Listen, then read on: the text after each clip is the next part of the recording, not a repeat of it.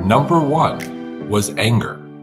Anger increased virality by 34%. In other words, if someone were to read an article in the New York Times and that article caused that person to be angry, it was more likely to be read, watched, shared, commented on, widely distributed. So anger equals clicks and revenue. I think it requires the same amount of intentionality that you may apply to your business KPIs, that you may apply to your business objectives, in the same way that you would write them out and calendar them in. If this is a new muscle for you, you actually have to do that with your social connections as well. Welcome back, Quick Brains. I am your host of the Quick Brain Podcast and your brain coach, Jim Quick. And what we're going to talk about today, your question for today is, how does in real life connection influence our brain health and our longevity? And with us today, we have two guests, Colleen and Jason Wachob. They are the founders of, and many of you know this brand, and co-CEOs of Mind Body Green, which is the leading independent media brand dedicated to well-being with 15 million, that's right, 15 million monthly unique visitors. And they're also the hosts of the popular Mind Body Green podcast and author of a brand new book, which I really enjoyed reading. And we know readers are leaders. And this is The Joy of Well-Being, a practical guide to a happy, healthy, and a long life. Thank you both for joining us on the show. Oh, thanks so much for having us, Jim. We're big fans, so it's an honor to be with you. Thank you for having us. Thank you both. Our team really, we enjoyed reading the book, and we were having discussions about it on our recent call. And what I wanted to focus on, not only on in real life connection, but there's part of it that I think our audience is going to get a lot of value out of, and something that they really feel, which is, you talk about the rise of algorithms, and their impact on our health, and on our nutrition, our brain health, our mental health, and how we could foster a more balanced and less kind of a polarizing environment for shared health information online, because a confused mind doesn't do anything. And who do you trust and how do you filter this information? And with algorithms, we talk about it in Limitless. We talk about 4 Ds, if you will, of the horsemen of the mental apocalypse: digital distraction, digital deluge, which is the overload; digital dementia, which is where we're outsourcing our memory to our smart devices. And I know we're going to talk about this when I'm a guest on your show. So I encourage everyone to follow your podcast. And of course, we'll put links in the show notes at jimquick.com/notes.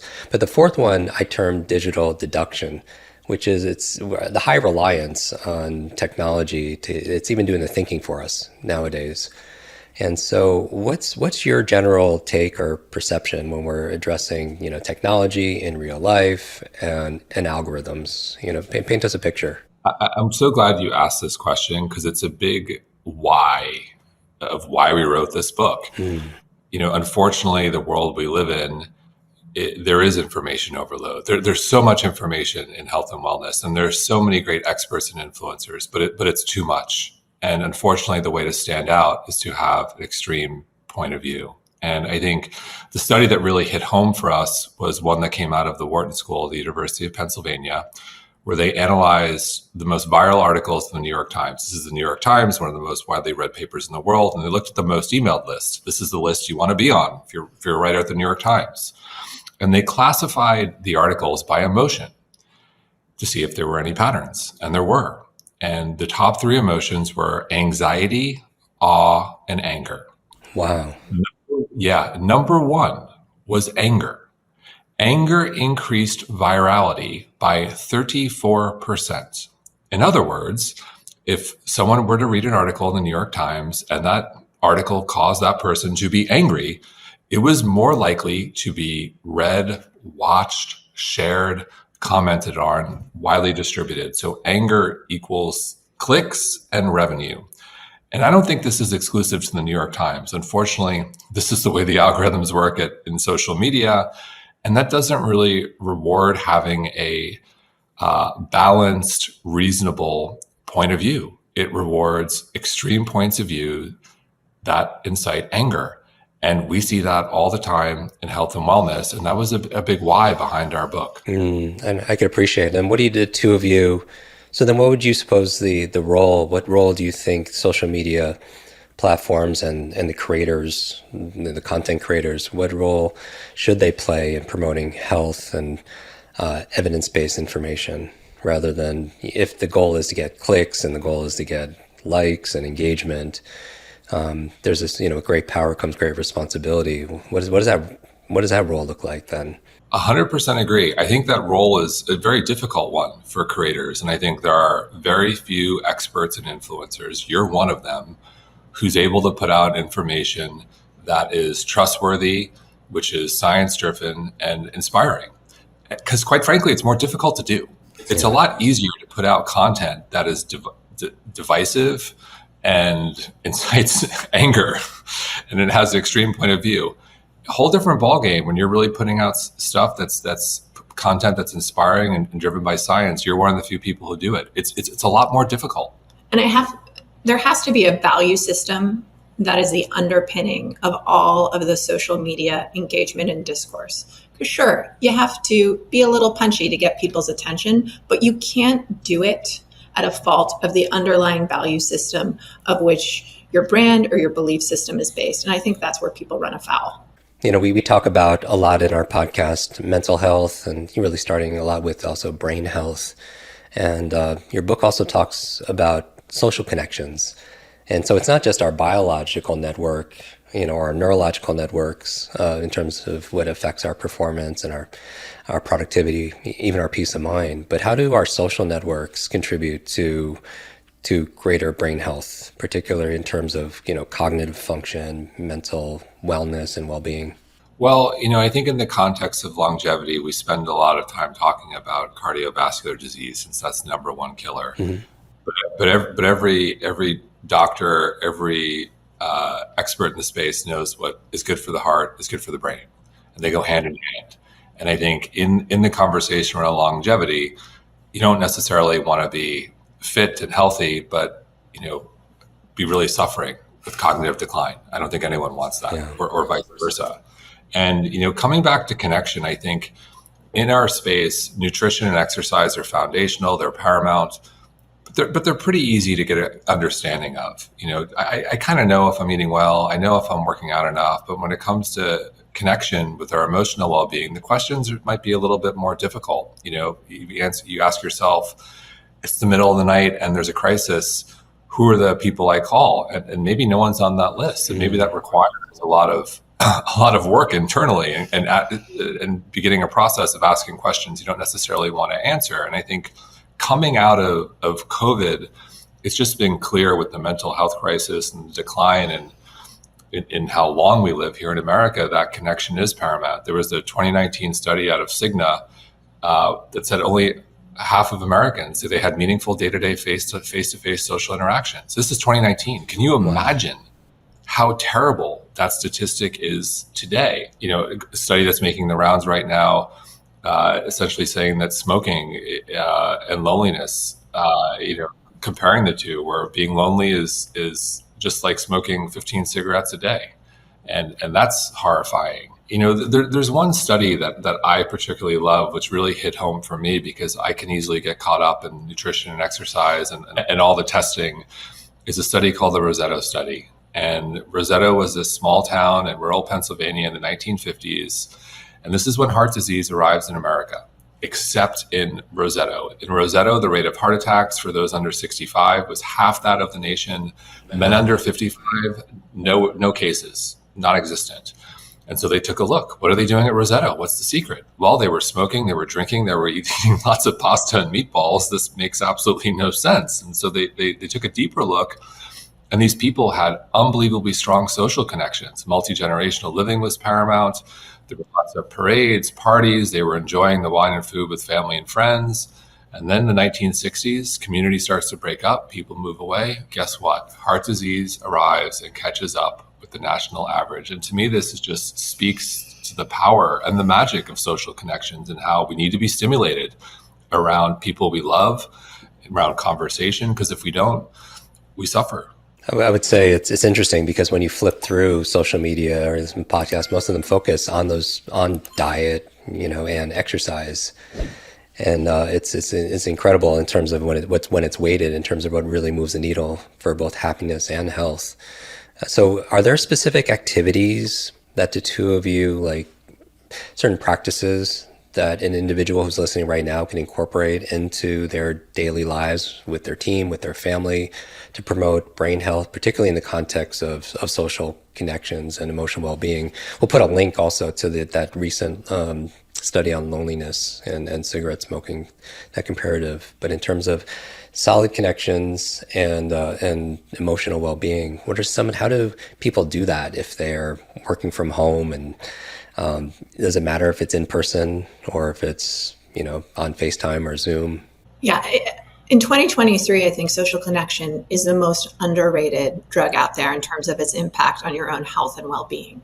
There is an intentionality to it that you need to have in order to incorporate it into your life. And as new residents of Miami, a place where we didn't really have a ton of friends and community here, we had to intentionally incorporate community and friendship into our lives. And what that meant is putting us outside of our comfort zone in a lot of different ways. And I found myself being the first person to text and asking another woman out on a date so that we could hang out and build community. I think it requires the same amount of intentionality that you may apply to your business KPIs, that you may apply to your business objectives, in the same way that you would write them out and calendar them in.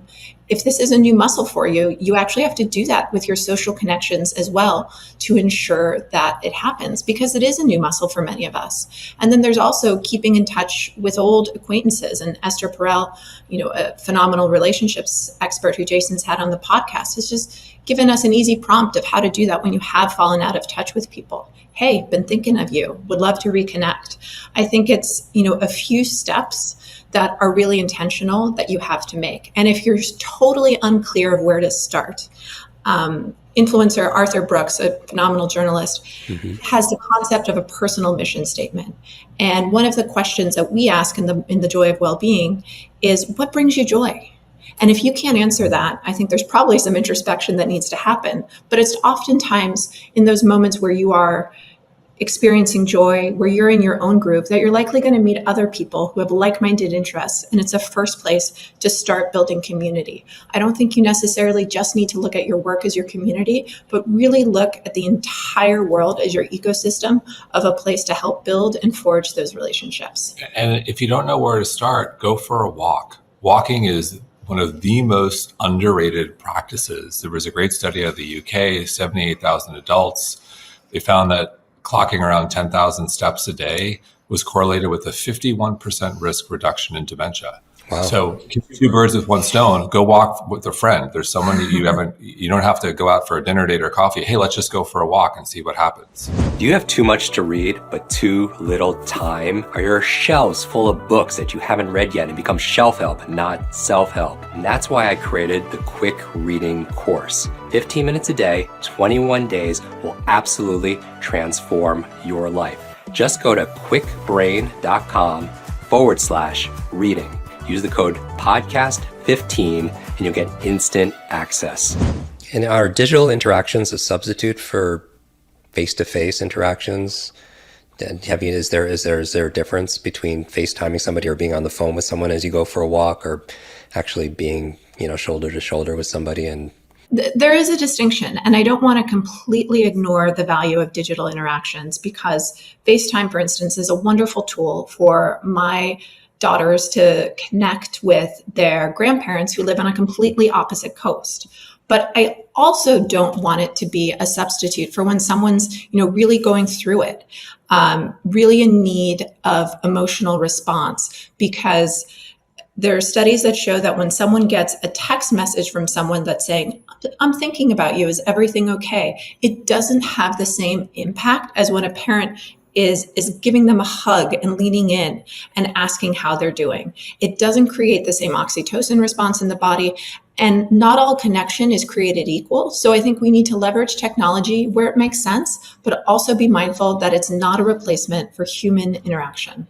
It's interesting in terms of having that intentionality and just being conscious. Even if people just set a goal for themselves to meet or connect with one person, a day, and take small, simple steps. I find that taking one step in another direction could completely change someone's destination. But that intentionality presupposes somebody has also some level of purpose. And so have you looked into how having a sense of purpose and community helps to maintain or even improve our brain health, for, at various ages and stages? Yeah, I think purpose is a big one. And in many ways, look, it's the last chapter of our book. And that's because if you don't have purpose, I think it kind of negates all the good work you're doing in the rest of your life with regards to exercise, nutrition, breath, sleep, all the whole kit and caboodle. Because if you don't know why you're getting out of bed in the morning, if you don't think you have a higher calling, if you're not feeling useful and relevant, if you're not devoting any part of your life to caring for others, if you're not thinking about how I can contribute to the world, I don't think you're going to be happy. I don't think anecdotally, you hear this all the time about someone who loses their purpose. They are married to their work and the work goes away and they deteriorate rapidly. And I think it's for all those reasons. I think you need to really, going back to the why of the book, I think a lot of the conversation on longevity is just like, let's get you to live a long life and be healthy. But I think you need to have the why. What's the intention behind it? What do you want to be doing? How do you want to be spending your time? Who do you want to be spending it with? What do you want to be physically able to do? What cognitively do you want to be able to do? And I think that's part of the conversation we don't spend enough time, because if you can't answer all the questions I just went through, I think you're going to be pretty miserable. You have a lot of these questions also in the book, because I was highlighting them. Things like, why do you get out of bed in the morning? And, is it about achieving, or is it about, finding fulfillment and joy, the joy of even helping others, having a calling. And sometimes for me, passion is kind of what lights somebody up. Like learning is a passion of mine. We can have many different passions.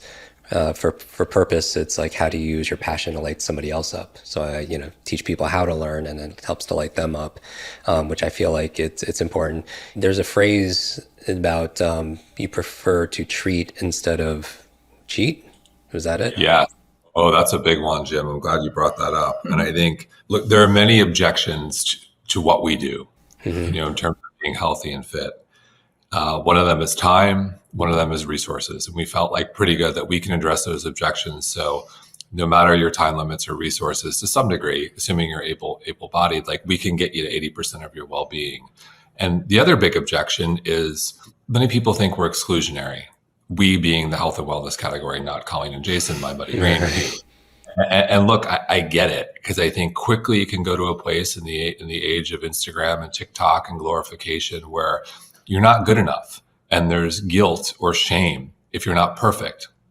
And just this idea, no matter, any kind of diet or nutrition protocol you're following usually allows for some sort of dessert, whether it's a specific meal or a day. And just from a mindset perspective, people tend to use the word cheat. We don't like that at all. We believe in treat. This is something you should enjoy.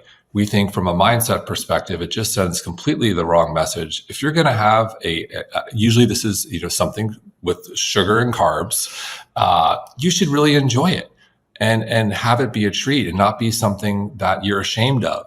And I think from a mindset perspective, it just really sets people up for fail. And only you can determine what your well-lived life looks like. And as you go on that journey of mapping it out, it's important that you cultivate these joyful experiences, whether it's food as ritual or whatever it may be, and indulge and enjoy and get rid of the guilt. If you're going to have a donut, have an incredible donut. Don't have a crappy donut. Enjoy it. Just don't do it every day. And it's not just what you eat that matters. It's actually how you do it.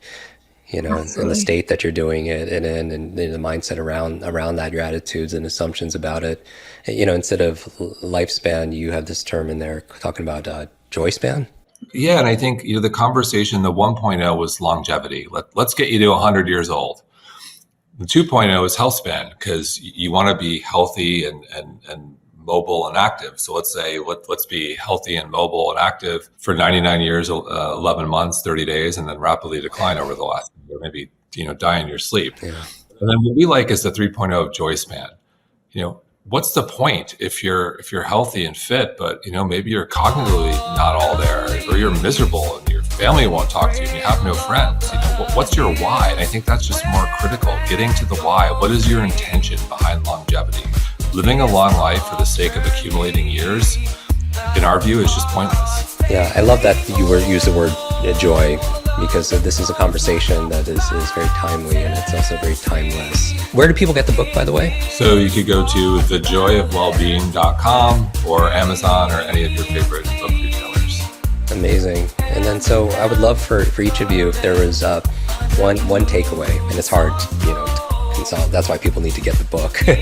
If there was one takeaway, each of you, in terms of our listeners, or people who are watching on YouTube, what would each of you kind of recommend? Just kind of one thing that people could put into a new insight or instruction, an idea into the minds and hearts of our community. I think for me, I would say what I've learned in being in this space for 14 years and seeing a lot of trends and fads and seeing how I've changed, my 20s through now being 48, I would say be flexible and be rigid about being flexible. I feel like the word rigid. About being flexible. Be rigid, like really force yourself to be flexible and be open to different points of view, because odds are things are going to change and as you grow. And our goal with the book is to give you the right information so that you can truly become the CEO of your own health and make the right decisions for you. And we're confident we can get you 80% there with minimal time and effort. Wow, that's a really good return. I hope that people listen to the whispers in their body so that they know that when something in their life, whether it's physical, whether it's mental health, emotional health, is out of balance, they don't have to wait until something really catastrophic happens to make changes to their life. I think every day we can be asking ourselves, is this a life I want to be living? And how do I get closer to there? What do I want it to look like? And what are the questions I need to be asking myself on a daily, weekly, quarterly basis to ensure that I'm living my version of a well-lived life? Because it's different for everybody. Totally. That's the hard part. Yeah. So there's a science, but then there's an art to it, for sure. Colleen and Jason, I want to thank you so much for being on our show. All our listeners, I encourage everyone to get multiple copies. One of the reasons why we always talk about, you read to succeed. If somebody has decades of experience and they put that knowledge, those insights and inspiration into a book, and you can read that book in a few days, especially our community as quick readers, then you could download decades into days. And what more important topic of conversation or prioritizing, is more important than our joy. In terms of our I love this. I'm going to start using this term joy span, a lot. But I appreciate how words could affect the way we perceive the world, and and how can we bring more joy? So not only just add more years to our life, but more life to our years. So I recommend everyone get 3 copies. One for yourself and 2 to be able to gift to friends and family members, because I feel like that's the greatest gift ever. But Colleen and Jason, thank you so much for being on our show. Thanks so much, Jim. Thank you so much. Be well. Yeah, thank you, everybody.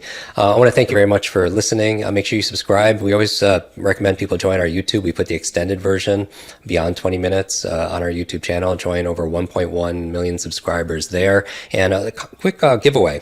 I have quite a few copies of this book. So what I would love to do is, if people would do this, take a screenshot of this podcast in whatever medium you're consuming it right now, and post it, and tag me and tag Mind Body Green at Mind Body Green. Perfect. So we get to see it. And what do you want them to share? Maybe we could ask them to make the post and share one thing. What do you want them to share? Maybe a question that they're answering, or something that brings them joy. Yeah. What's one thing or a person or situation or anything that brings you joy? I'll repost some of my favorites, because you'll tag us both, and so we get to see it. And I'll actually gift a copy of the book to one of our listeners, just as a thank you. So help us spread the joy, with around the world. It's kind of like that butterfly effect, right? Love it. Butterfly flapping its wings somewhere, it changes the cosmos. With that ripple effect. So, this is such an important thing to be able to value now in a time of turbulence and change. And if it bleeds, it leads. And, it's amazing. In terms of, I'm glad things that are awe-inspiring goes viral, but things that are driving anxiety and anger, not so good. So maybe everyone here could step up and be that source of light in a dim world.